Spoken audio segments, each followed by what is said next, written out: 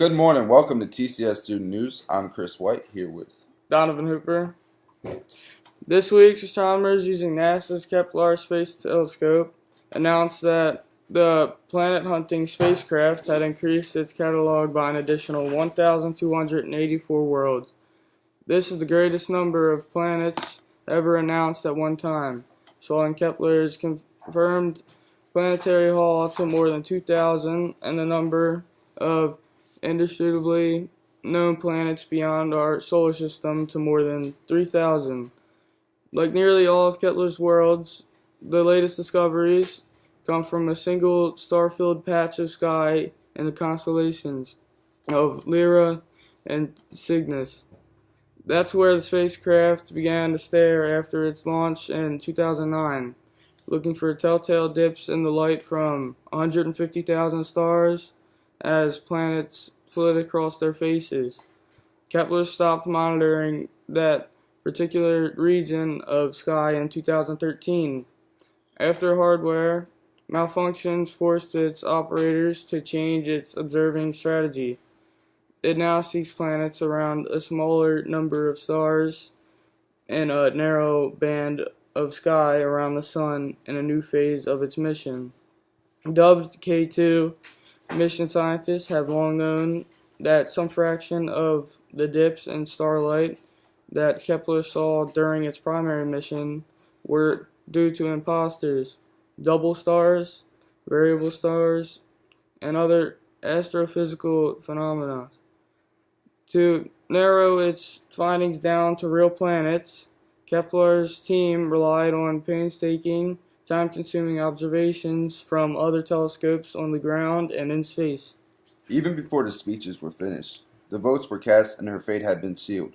A common conclusion had already settled in the halls of President Dilma Rousseff's palace on Wednesday. The party's over. With a mixture of grim resignation and a dash of gallows humor, aides said that some of them had already stopped working. They were now too busy looking for new jobs. Others even seemed a little relieved. At least the long battle was almost over. As for Miss Rousseff, who has publicly vowed to keep fighting the Q-mongers, engineering her ouster, her office issued only a cryptic description of her scheduled internal meetings. Just a short stroll from her palace, the Senate was debating whether to suspend Miss Rousseff and place her on trial, the culmination of months of tirades, secret maneuvering, and legal appeals in her campaign to impeach her. An opioid abuser is characteristically nodding out and often scratching their itchy skin while their face is becoming pale and clammy, their fingernails and lips starting to turn blue or even a sickly purplish black. When the choking noises or the deep snore, gurgling sounds known as the death rattle begins, it's time to act, and fast. That is a pretty clear sign the opioids have just turned off a person's drive to breathe and they are in the throes of an overdose. As of 2011, 75% of the world's opioid prescription drugs are prescribed and swallowed up in the country that makes up less than 5% of the world's population, leading to the most common cause of preventable death in America today. But many poor, less educated folks who have been left behind in the 21st century, the ones who have seen their wages stagnate, their opportunities for upward mobility disappear, and their life expectancies shorten, are looking to disrupt a status quo that has not worked for them. That's what Sanders and Trump are both promising to do. And that's the main reason why Bernie beat Hillary in yesterday's West Virginia Democratic primary by 15.4 points. He carried every single county in the Mountaineer state by which every metric has been left behind. Trump, the presumptive Republican nominee, won 77% of the vote in the uncontested GOP primary. Fewer than 1 in 5 Democratic primary voters in West Virginia identified as very liberal, tying Oklahoma for the lowest in any of this year's contest. Yet Sanders carried both states. In fact, Sanders won among self-identified, moderate to conservative Democrats in each. So how did the septarian socialists do it? The bottom line is most people are not voting for Bernie because he is liberal. They are voting for him because they perceive his promised political revolution as a challenge to the system that has failed them. The former South Carolina police officer who shot and killed Walter Scott has fled a traffic as he fled a traffic stop last year, was indicted by a federal grand jury that charged him with a civil rights violation. An indictment filed Tuesday. The grand jury accuses Michael Slager, a former North Carolina police officer, of depriving Scott of his rights under color of law.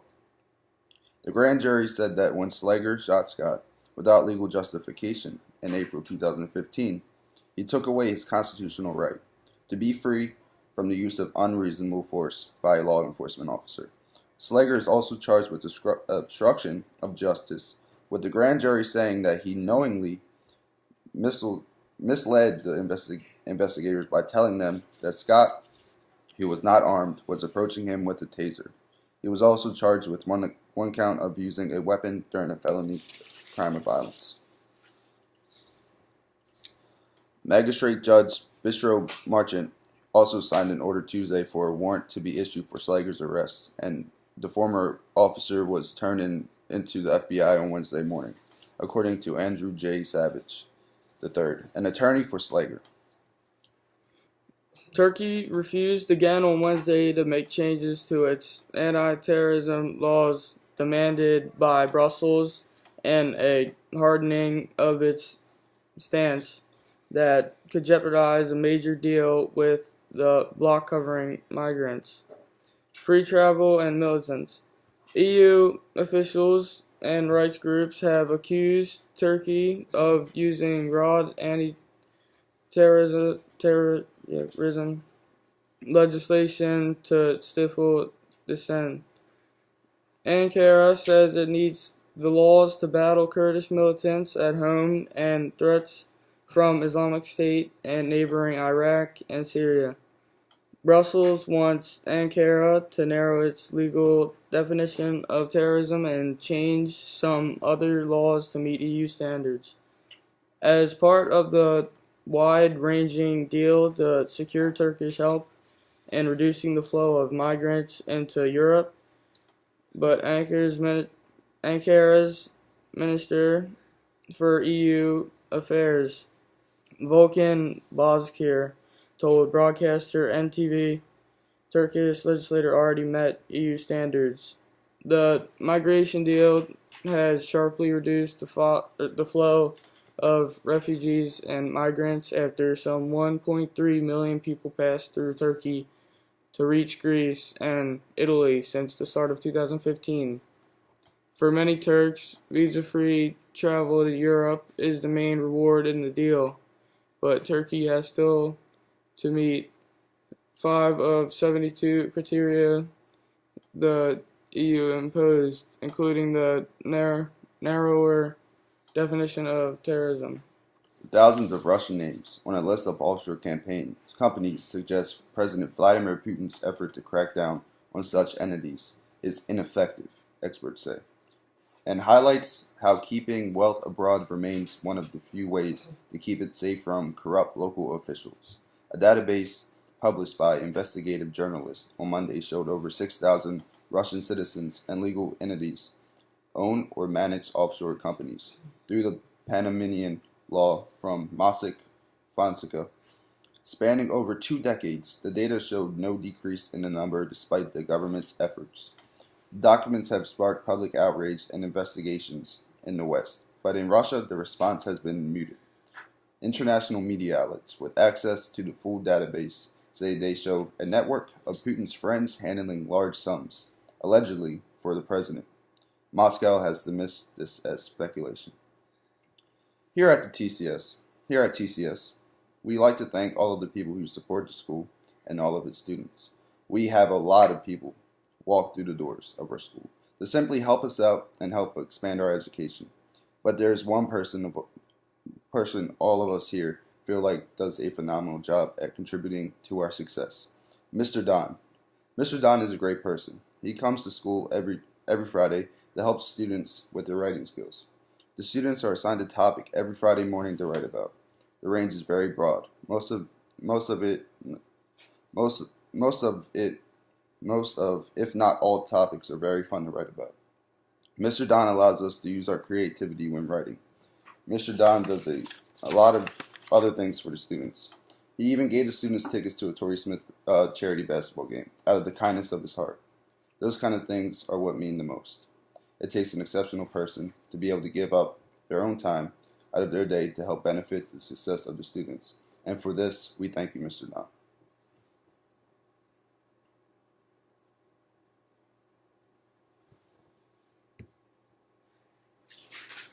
So Friday today, the high of 74 degrees with a chance of thunderstorms. Saturday, there are 70 degrees with a chance of rain. Sunday, the high of 57 degrees. It will be partly sunny, so there will be no going outside this weekend, everybody. Thank you. Wow. All right, thank you for watching us on TCS Student News. Hope you guys have an enjoyable weekend.